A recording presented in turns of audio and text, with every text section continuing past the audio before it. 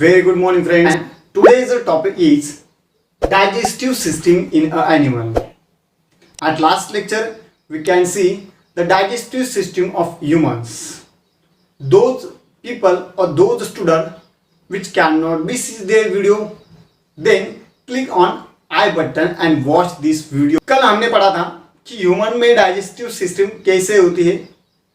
आज हम पढ़ने वाले हैं कि digestive system of animal. Okay, तो उससे भी पहले एक मैंने डेफिनेशन बताई थी आपको डाइजेशन की. तो डाइजेशन क्या होता है?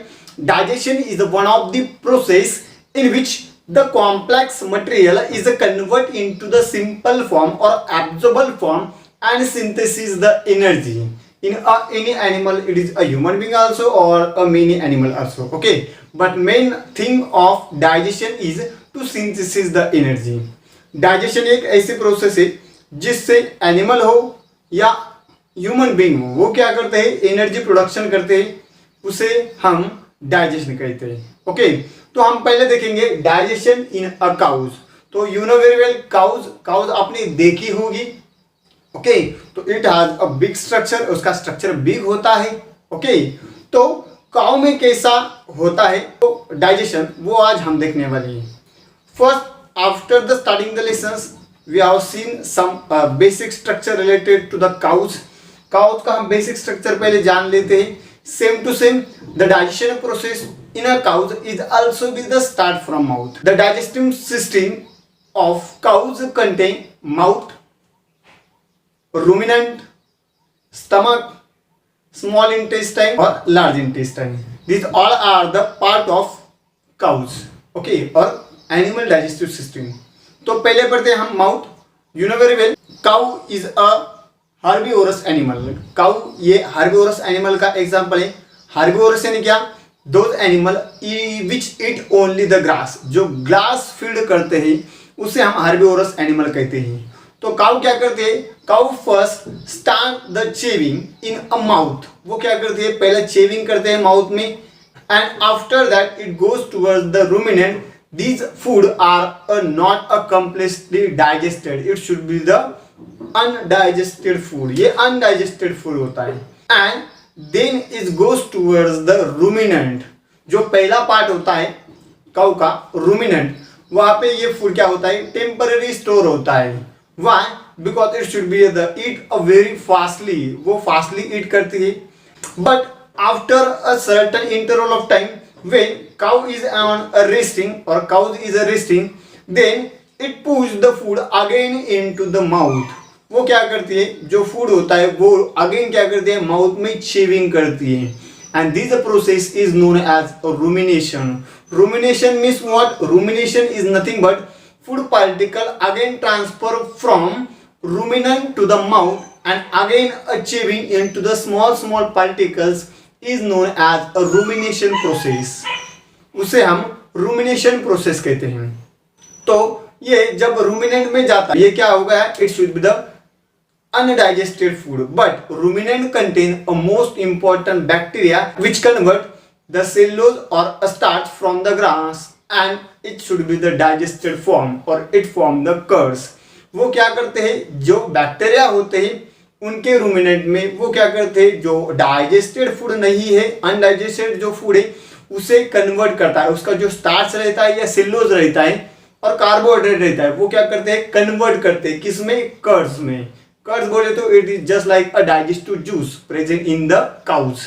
काउज में ऐसा एक डाइजेस्टिव जूस होता है जिससे हम कर्ड कहते हैं, और वो कन्वर्ट करने का काम करते हैं bacteria. So bacteria present in ruminant is most important for to convert the complex material into the absorbable form. जो कॉम्प्लेक्स मटेरियल है वो एब्जॉर्ब फॉर्म में ले आने के लिए या ले जाने के लिए वो काम करते हैं.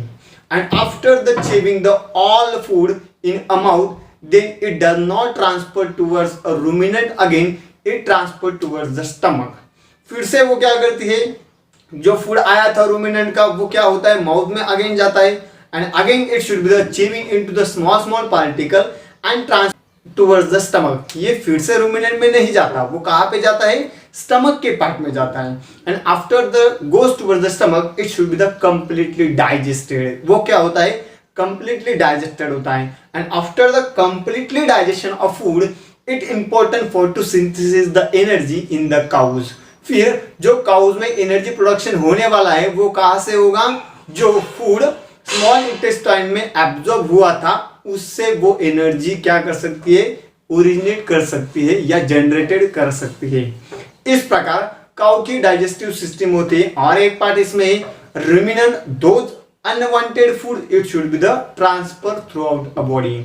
जो अनवांटेड मटेरियल है वो क्या किया जाता है, थ्रू आउट अपनी शरीर के बाहर फेंका जाता है। इस प्रकार काउ की डाइजेस्टिव सिस्टम होती है जो थोड़ी सी कॉम्प्लेक्स होती है बट इट्स सो सिंपल, ये बहुत ही सिंपल होती है। तो इसमें मेन पार्ट किसका है, रूमिनेंट का, उसके बाद रूमिनेंट के अंदर के बैक्टीरिया का और तीसरा स्मॉल इंटेस्टाइन का जो फूड का एब्जॉर्प्शन करता है।